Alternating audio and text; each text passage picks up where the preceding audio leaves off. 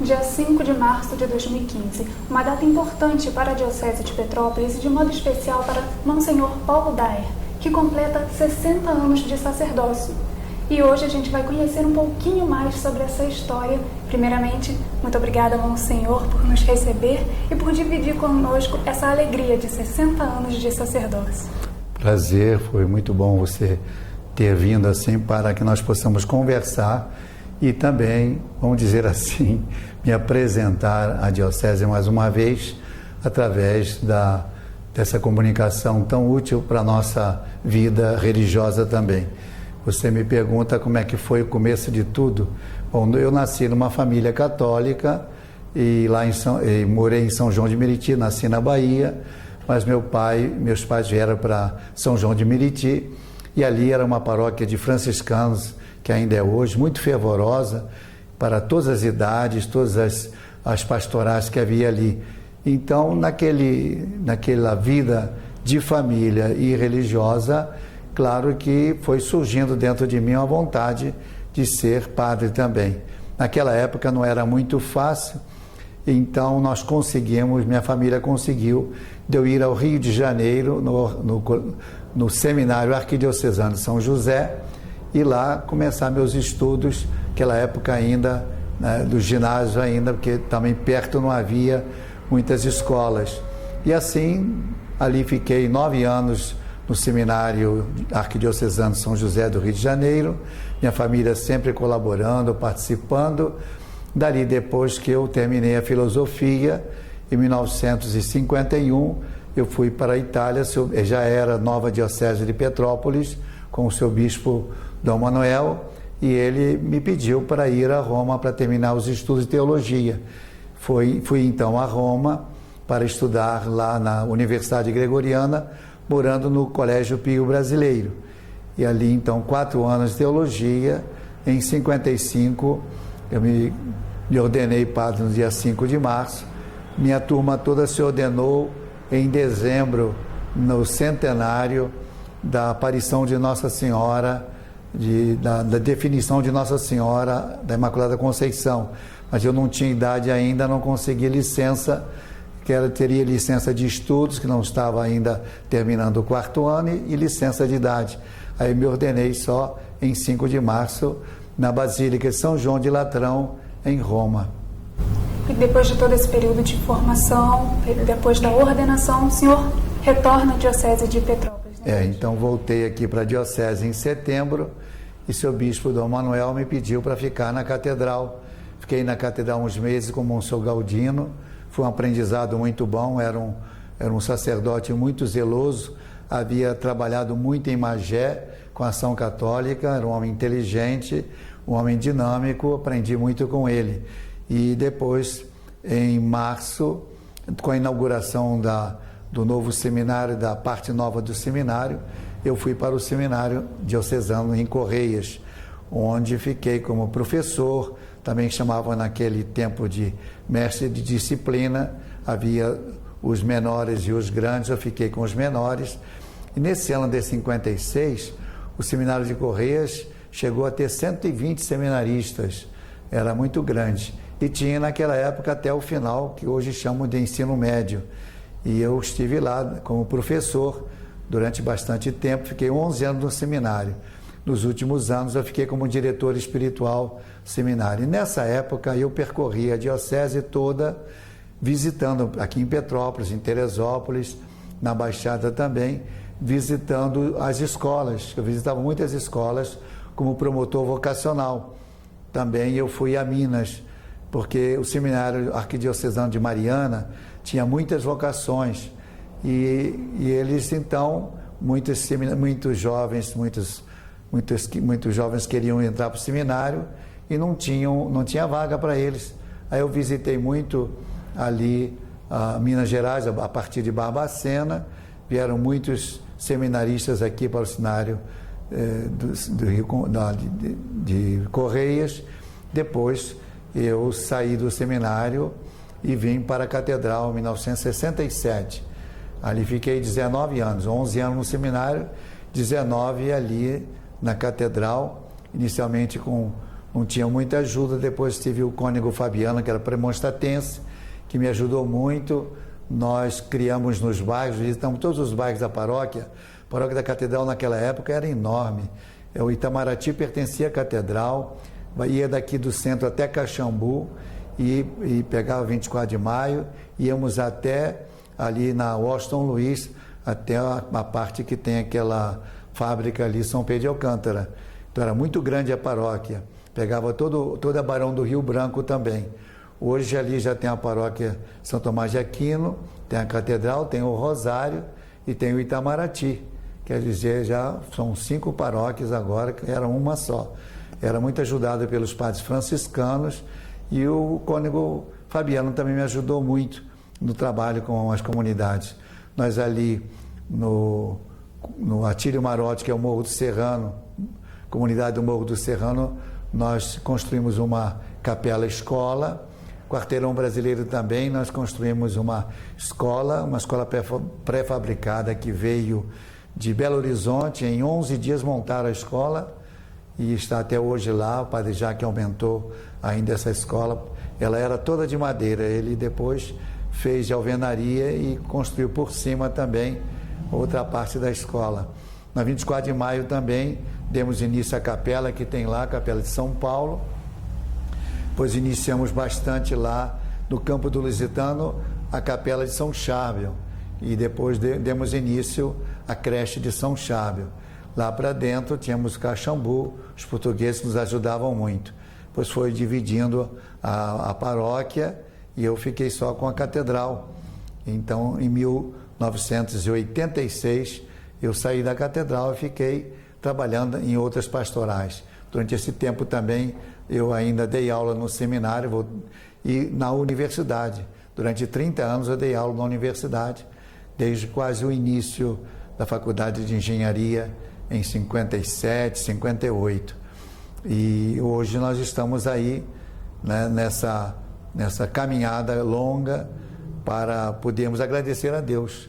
O senhor contando um pouquinho dessa história, a gente percebe também que 60 anos, a sua história, de certa forma, está muito ligada à história da Diocese de Petrópolis, né? Elas caminharam juntas, praticamente. O senhor veio para cá logo no início da Diocese. Foi logo no início mesmo. Teve o primeiro bispo, Dom Manuel, depois veio o bispo Dom José Fernandes Veloso, depois Dom Vaz, Dom Filipe e agora Dom Gregório, durante todo esse tempo. E um fato importante para nós foi que o Concílio Vaticano II, né, que ele assim deu um ar mais atual para a Igreja, abriu muitos caminhos para a Igreja. Terminou em 1960, 62, e também peguei essa época da mudança, da transformação da Igreja, do olhar maior para a realidade de hoje. Isso é muito importante, que a Igreja, ela tem o Concílio Vaticano I no século XIX, não terminou totalmente. No século XX, o Concílio Vaticano II, que abrangeu assim muito mais assuntos e temas de pastorais. Nesse tempo todo eu trabalhei muito sempre com a educação e nos colégios e também com a pastoral familiar. Demos o início dos cursílios de cristandade também. Eu fui fazer lá no Rio, na casa dos jesuítas. Eu fui fazer um cursílio lá com vários leigos. De lá nós trouxemos o cursílio que Dom Manuel queria. Iniciamos na Diocese os cursílios de cristandade, que estão até hoje aí também trabalhando. Também participei quase desde o início das equipes de Nossa Senhora. Estou há mais de 40 anos nas equipes de Nossa Senhora. São casais de espiritualidade do Padre Cafarel, espiritualidade conjugal, que é um trabalho assim de grupos pequenos, mas de formação muito boa. Eles também trabalharam muito comigo e trabalharam em muitas paróquias. Nossa Senhora com os encontros de noivos. Nós começamos aqui na Catedral o encontro de noivos, toda quarta-feira, depois 5 quartas-feiras, depois nós unimos num dia só. Então, muito trabalho. Na catequese também trabalhei na Diocese toda, ajudando a coordenação geral e outras pastorais que a gente sempre dá um apoio. Atualmente eu estou aqui mais como, fui antes coordenador de todas as pastorais da Diocese e atualmente eu estou como vigário-geral. Fui vigário-geral depois que faleceu o Monsenhor Gilberto, com Dom Filipe, pois Dom Gregório me confirmou ainda nessa missão de vigário-geral da Diocese. No período de 2012, também o senhor esteve como administrador diocesano. Exatamente, Dom Filipe foi chamado para ser arcebispo de Taranto, na Itália. Então, no fim, foi convocado, depois que ele tomou posse, lá em Taranto, no início de janeiro, o colégio de consultores, do qual fazia parte, foi feita a eleição, e aí me escolheram para ser o administrador diocesano, que faz as vezes do bispo, na maioria dos trabalhos pastorais, como responsabilidade maior, aguardando a nomeação. Só em outubro nós soubemos da nomeação de Dom Gregório. Eu cheguei a ir lá com o padre Pedro Paulo, nós fomos lá conversar com Dom Gregório, apresentar a diocese e a Universidade Católica, o seminário. Fizemos um apanhado geral da diocese e depois, em dezembro, 16 de dezembro, ele tomou posse, e aí, com a posse dele, terminou o meu mandato de administrador diocesano. Foi um ano, assim, muito bom. Eu visitei quase todas as paróquias, com crismas. Tivemos também a Assembleia Diocesana em novembro, porque falei desde o início, nós vamos continuar a programação que Dom Filipe deixou e vamos continuar o trabalho pastoral. As paróquias continuam com a sua função e, graças a Deus, funcionou bem tudo e nós pudemos chegar a entregar a diocese a Dom Gregório, assim, dentro de uma calma e tranquilidade de administração. De tudo que o senhor conta dessa sua história de 60 anos de sacerdócio, a gente pode perceber muito o que o Papa Francisco fala, que é a presença da Igreja junto à população, junto às pessoas, junto aos mais necessitados. Eu queria que o senhor falasse um pouquinho mais sobre essa atuação pastoral, o senhor que atua com a educação, com as famílias. Como é que o senhor viveu isso tudo? O meu pensamento é esse: nenhum de nós é padre para si mesmo. Nós somos escolha igreja, né? Embora nós sintamos a vocação, sintamos o chamado, mas a vocação se confirma com a igreja que nos chama e nos consagra no dia da ordenação sacerdotal. E nós somos chamados a serviço do povo. Então, nas paróquias, onde nós estivermos, o povo é aquele que vai receber, através do padre, as graças de Jesus.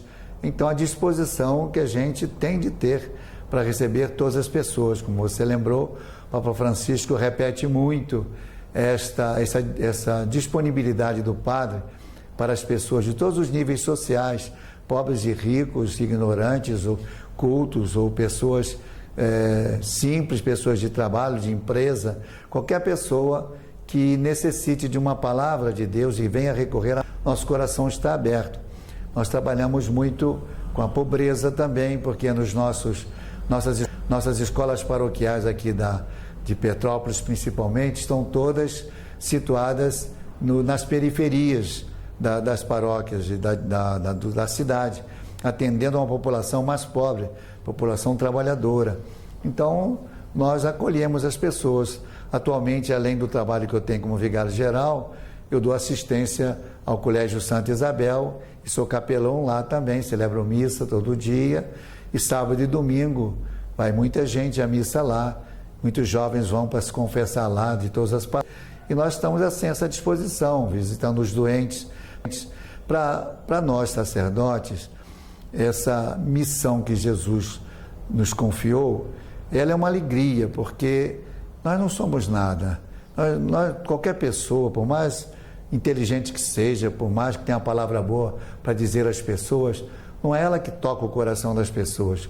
Nós somos, assim, aqueles mensageiros, como os apóstolos. Jesus, durante aqueles 3 anos, muitas vezes mandava os apóstolos fazerem o seu trabalho. Eles curavam muitas pessoas, voltavam muito contentes.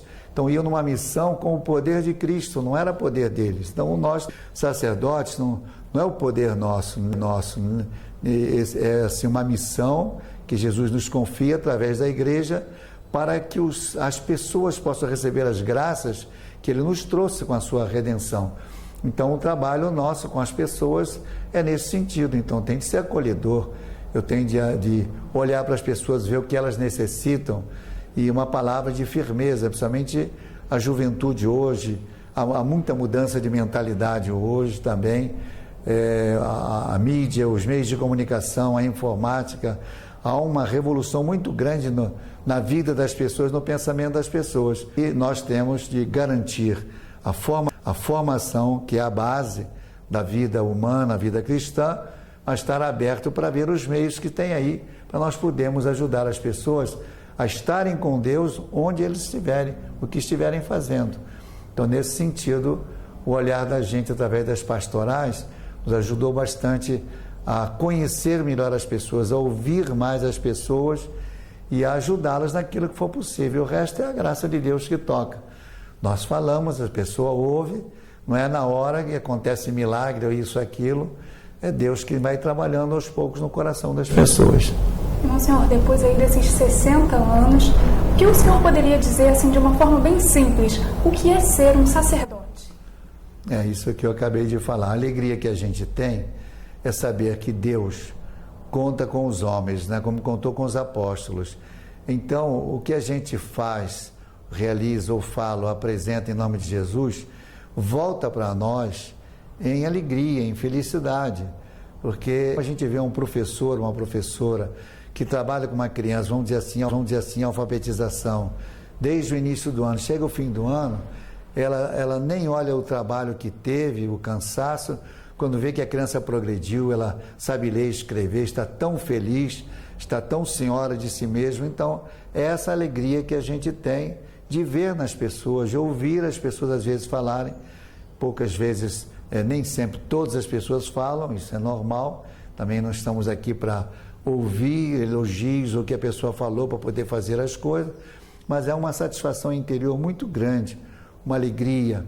Me lembro tanto assim daquelas entrevistas que fizeram a Madre Teresa de Calcutá, nos primeiros anos, quando conheceram o trabalho dela, falaram: mas irmã, o que você faz lá naquelas ruas de Calcutá? É gente que está morrendo, você vai lá para fazer o quê? Ela disse: eu vou, converso com eles como ser humano, eu dou uma alegria, a melhor alegria minha é ver o sorriso deles morrendo até, estão depauperados, eu faço o que eu posso, ajudava no que podia, mas assim, esse calor humano que muita gente precisa. Às vezes um doente precisa menos de remédio, de alimento, que é o carinho das pessoas. Então a satisfação que a gente tem é exatamente esse sorriso, essa alegria, essa felicidade.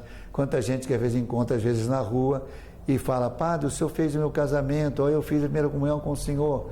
Me lembro num dia desses lá em Pedro do Rio, o senhor já de cabelos brancos falou assim para mim: eu me lembro quando o senhor passava pelo CENIP, antigo CENIP Dom Pedro, e nas salas de aula contando história e cantando, e cantou umas músicas que eu cantava para eles naquela época lá, que de vez em quando surge assim, Deus levanta um véu para a gente enxergar algumas coisas dessa, né? Essa é a alegria da gente, de saber que foi bem recebido, e a graça de Deus trabalhou no coração delas também. Depois de tamanha alegria, ainda há o que esperar depois desses 60 anos? Espero que Deus continue trabalhando comigo, né, naquilo que eu puder, que eu estou à disposição sempre, né? O velho Simeão lá, quando encontrou Maria, encontrou o Salvador, falou: agora, Senhor, despede teu servo, que eu vi o Salvador. Não vou dizer isso assim, mas o que Deus quiser fazer de mim, por quanto tempo, estou à disposição. A alegria continua e a felicidade também. Bom, senhor, então, além desse testemunho de vida que o senhor dá a toda a diocese, eu gostaria de pedir que o senhor deixasse uma mensagem. O senhor que atendeu a um chamado de Deus, escutou a sua vocação, deixasse uma mensagem a tantas pessoas que hoje estão neste caminho. É verdade. Nós temos na igreja, como o concílio falou, desde o batizado, todo leigo é um missionário, é sacerdote no seu sentido de oferecer a Deus a sua vida e o que faz. Mas também existe na igreja pessoas que, ouvindo o chamado de Deus, se consagram ao serviço de Deus e junto às pessoas. Então, já que você pediu também esse desejo, essa mensagem, que seja assim: cada um no seu lugar, não deixe de ouvir a voz de Deus para o chamado que Ele quiser, seja para a vida sacerdotal, seja para a vida religiosa, seja de leigo consagrado, ou de trabalho nas pastorais, que são muitas na diocese. e principalmente essa atenção pelas crianças, pelos colégios. Eu acho que ali nos colégios, hoje na sociedade, além da religião, o colégio é aquele que está ajudando muito as famílias para que elas deem um sentido maior à vida dos seus filhos e um futuro melhor.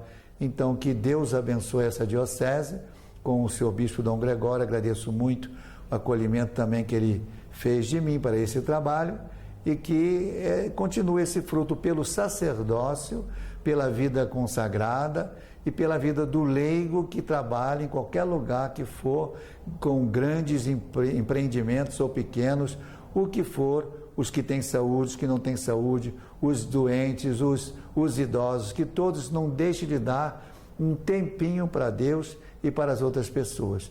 Talvez até para terminar, uma senhora que era da Legião de Maria, da 24 de maio, para dizer que ela foi para o Hospital Santa Teresa e ficou numa enfermaria. Ela estava bem, foi só para fazer alguns exames, tinha de ficar uma semana lá. Ela percorria cada cama, cada doente, conversava, animava as pessoas. Foi uma semana de céu. As enfermeiras e irmãs falaram, mas parece que o céu começou aqui. Estava tanta alegria, tanta paz, tanta gente feliz. Quando ela saiu, acabou os exames, depois daquela semana, ficaram numa saudade louca, volta também a nos ver. Veja, uma coisa de nada, uma palavrinha, uma atenção, é isso que a gente pede, a pessoa estar aberta para fazer com Jesus aconteça no coração das pessoas. Muito obrigada, Monsenhor, por tudo que o Senhor dividiu conosco, essa história que vem dividindo com a Diocese de Petrópolis há 60 anos. E é claro que para encerrar eu peço que o Senhor conceda a sua bênção. Pois é, que Deus abençoe todos vocês, meus ouvintes, as famílias de Petrópolis, de modo muito especial as crianças e os idosos. Que a bênção de Deus Todo-Poderoso, Pai, Filho, Espírito Santo, desça sobre todos, permaneça para sempre. Obrigado por esta oportunidade.